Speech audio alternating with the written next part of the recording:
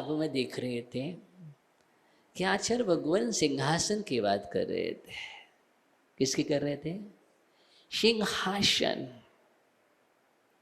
आसन। कौन सा? वह आसन जो आसमां की ओर जाता है,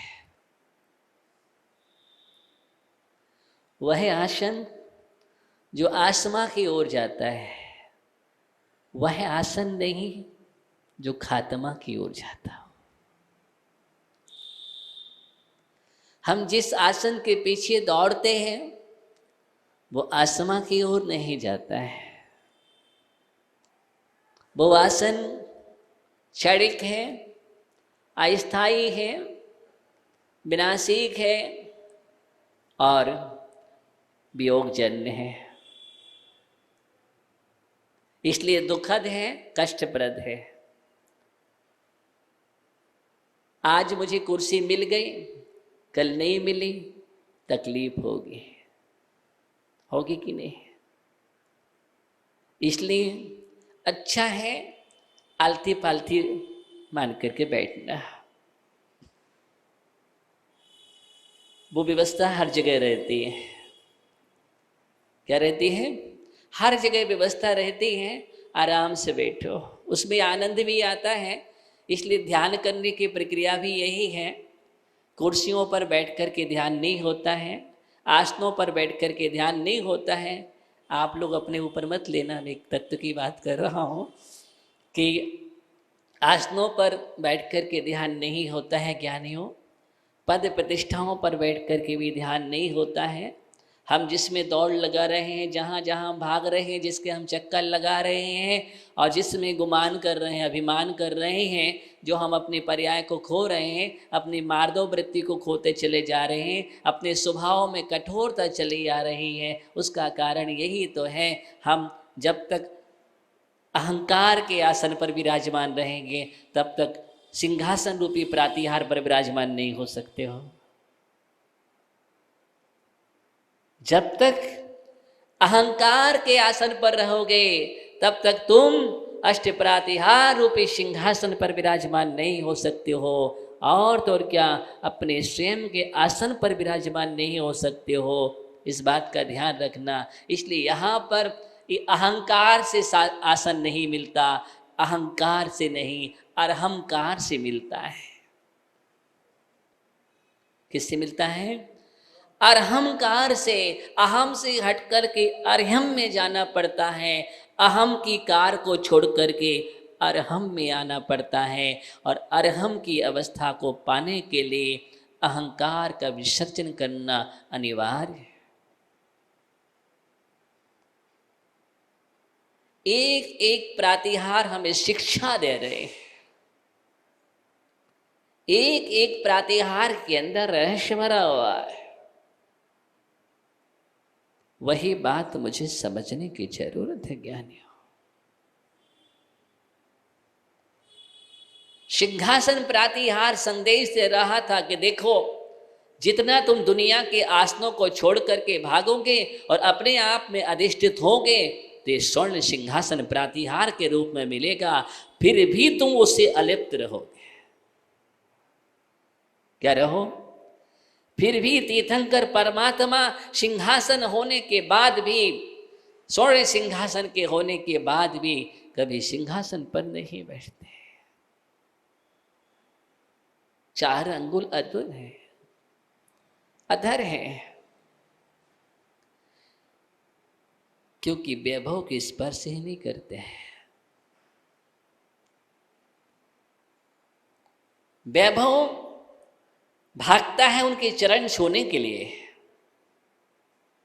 वैभव भागता है उनके चरण छूने के लिए, लेकिन वो तो चल रहे हैं वैभव की ओर। वो चल रहे हैं वैभव की ओर, इसलिए मुड़ करके वैभव की ओर नहीं होते, देखते ही नहीं। सुनील भैया वैभव को नहीं देखते, क्योंकि दृष्टि में बेभाव है। और जिसको बेभाव होना है उसके लिए वैभव से दूर होना पड़ेगा। चक्रवर्ती की संपदा 6 खंड की विभूति एक क्षण में छोड़ करके चल दिए। किसके लिए अशोक भैया? किसके लिए? छोटू कहने बेभाव के लिए। वैभव छोड़ा है बेभाव के लिए, लेकिन वैभव ने नहीं छोड़ा। विजय भैया, वैभव छोड़ा है बुद्धिपूर्वक वैभव के लिए, लेकिन वैभव ने नहीं छोड़ा। जो वैभव को बुद्धिपूर्वक छोड़ देते हैं उसको वैभव नहीं छोड़ता।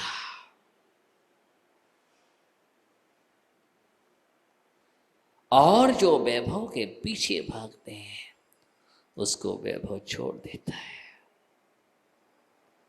जितना वहां छोड़ा है उसने कभी नहीं छोड़ा।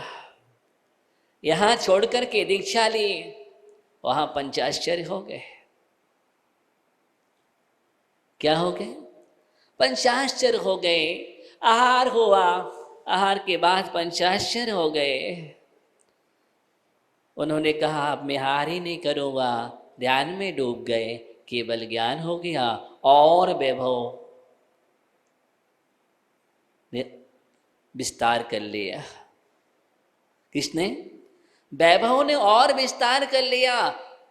इंद्र ने आज्ञा दे दी, कुबेर ने समोषण की रचना कर दी और बहुत समोषण की रचना कर दी। जहां पर वहां तो 14 रत्न 9 नदियों को छोड़ करके आए हैं और वहां पर जैसे ही समोषण लगा तो दरवाजे पर निधियां रखी हुई है।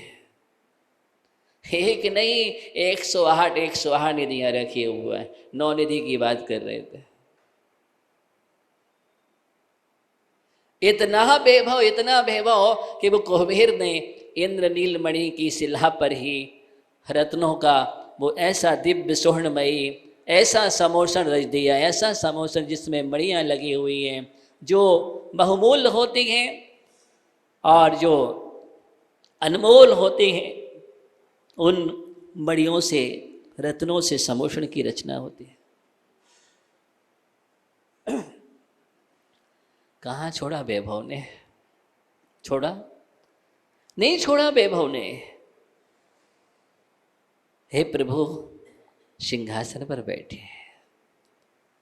प्रभु ने स्वीकार नहीं किया, 4 अंगुल अधूर हो गए। कोई बात नहीं, आप गमन तो करेंगे ना, आप गमन करेंगे, आप विहार करेंगे, तब हम ऐसे विहार नहीं करने देंगे। देखो वैभव कह रहा है ये, और जैसे ही कदम रखना शुरू हुए स्वर्ण कमलों की रचना हुई।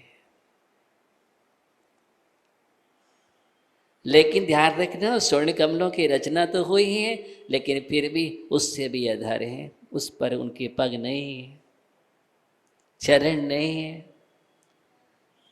चरण कमल होने पर भी कमल पर चरण नहीं है। क्या अद्भुत बात है, स्वीकारते नहीं। ऐसा सिंहासन प्रतिहार का वर्णन तुम्हें आत्मा को छूना है, आत्मा को छूना है। किसको? आत्मा को छूना है कि आत्मा को छूना है? अगर आत्मा को छूना है और आत्मा को भी छूना है तो अहंकार को छू करो। क्या करो? अहंकार को छू करो, छू करो, अहंकार को मत छुओ। अभी तो हर पल पल में अहंकार को छू करके बैठे।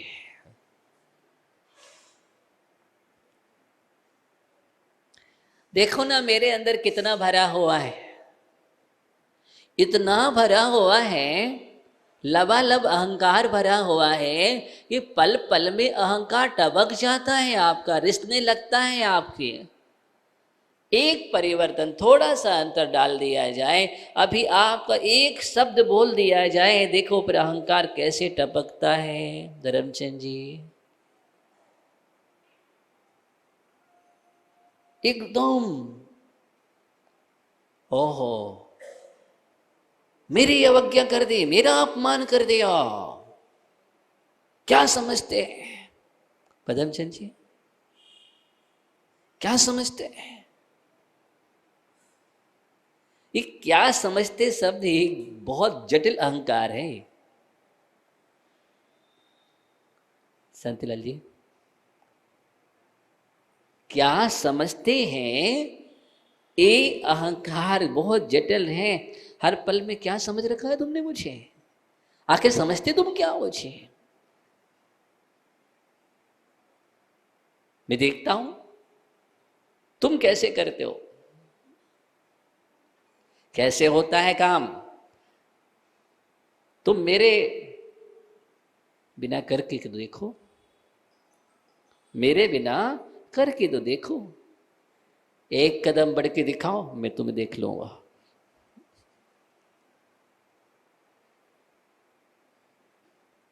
ओहो तुम क्या करोगे, तुम क्या करोगे? आओगे तो मेरे दरवाजे पर, मेरे बिना चल नहीं सकते हो। ये क्या है? पूरा अहंकार का रोल है।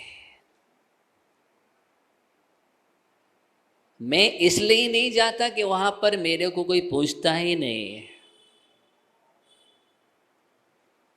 मेरे को कोई पूछता ही नहीं है। मैं बैठा रहा और मेरे को ध्यान नहीं दिया, और उसको जिसको कुछ नहीं आता जाता उसको पूछते हैं, जिसके अंदर कोई योग्यता ही नहीं है। देखना ये अहंकार क्या क्या बोलता है। जिसके अंदर कोई योग्यता नहीं थी, जानता ही नहीं है, उसको पूछा जा रहा है, उसको अवसर दिया जा रहा है, और मैं सब कुछ करता हूं, जानता हूं, लेकिन मेरे को नहीं पूछा। उसको आज का बालक है, क्या है, आज का बालक है, वो क्या जाने, समझते ही नहीं है, किसी को कुछ भी दे देते हैं, हो गया। ये कौन सी भाषा है? अहंकार की भाषा बतला रहा हूं मैं, ये अहंकार की भाषा है। वो क्या जाने आज का बच्चा, वो क्या जाने आज का बच्चा। लेकिन ध्यान रखना, वही आज का बच्चा वो चीज जान लेता है जो तुम नहीं जानते हो। अगर उस बच्चे ने दीक्षा ले ली ज्ञानी और मुनि बन गया, तो फिर क्या करोगे? ध्यान देना, अच्छी तरह से ध्यान देना। मैं अहंकार की बात कर रहा हूं कि अहंकार कैसे कैसे रूप बदलता है, कैसे कैसे आता है, किसके रूप में आता है। ये बहरूपिया है, अहंकार एक बहरूपिया है। हर पल पल रहा है तुम्हारे पास, हर पल। ये मत सोचना कि तुम मंदिर में बैठी हो तो तुम्हारे पास नहीं है। तुम कभी छोड़ करके आते कहाँ उसको? सब कुछ छोड़ के आते हो, लेकिन उसको तो साथ में लेकर के चलते हो। उसके बिना तुम एक कदम नहीं रह सकते हो, एक कदम भी उसके बिना नहीं रह सकते हो। और रह करके दिखाओ तो जाने। और जिस दिन तुम रह करके दिखा दोगे ना, उस दिन तुम मानतुंग बन जाओगे।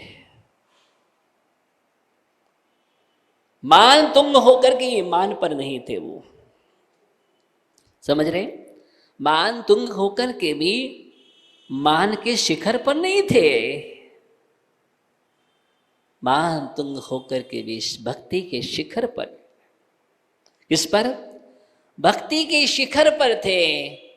कोई मान नहीं।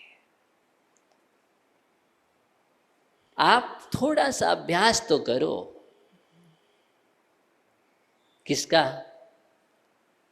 कभी कभी मान को घर पर रख कर के आया करो।